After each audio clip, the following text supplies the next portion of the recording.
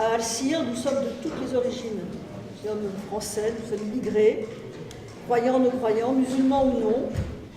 Nous sommes aussi des voisins, des parents d'élèves, des usagers de services publics, des clients des commerces du quartier. Et pour nous, vivre ensemble, ce n'est pas l'obligation pour certains de raser les murs.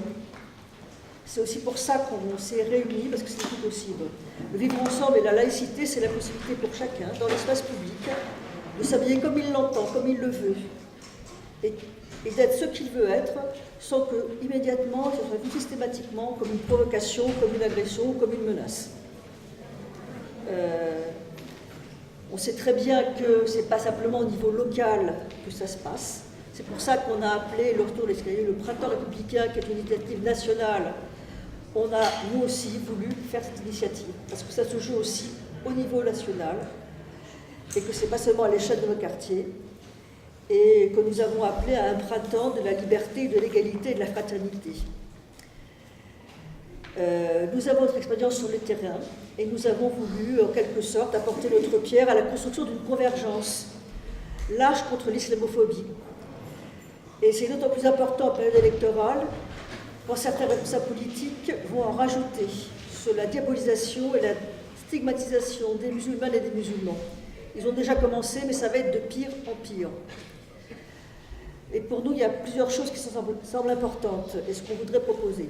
C'est de ne pas travailler ensemble davantage. Tout le monde, les citoyens, les associations, les collectifs, les organisations, dans un maillage au niveau local, et de faire ensemble un réseau antiraciste et solide et fort. Et pour ça, on a besoin de travailler ensemble, de faire du lien. Nous pensons qu'il est important aussi de créer des actions concrètes sur le terrain dans les prochains mois de la campagne électorale pour contrer tous les discours racistes. Et il faudra mieux s'appuyer sur les réseaux sociaux, être réactif pour créer des événements, des actions. Nous devrons aussi essayer de porter toutes ces exigences communes et de faire en sorte qu'elles deviennent audibles, largement audibles dans le débat public. Et en particulier, nous avons proposé c'est un exemple, des cahiers de doléances dans lesquels on mettrait justement toutes nos exigences, qu'on irait porter clairement et publiquement. Et comme on ne veut pas que ce meeting reste lettre morte, et comme on veut agir sur le quartier et sur le terrain, on appelle à deux choses. En tout cas, en ce qui nous concerne, Alcire, nous allons organiser le 16 octobre une réunion à laquelle nous vous convions pour pouvoir discuter des suites de ce qui va se passer maintenant et comment on peut agir concrètement et mettre en place une offensive, la contre-offensive.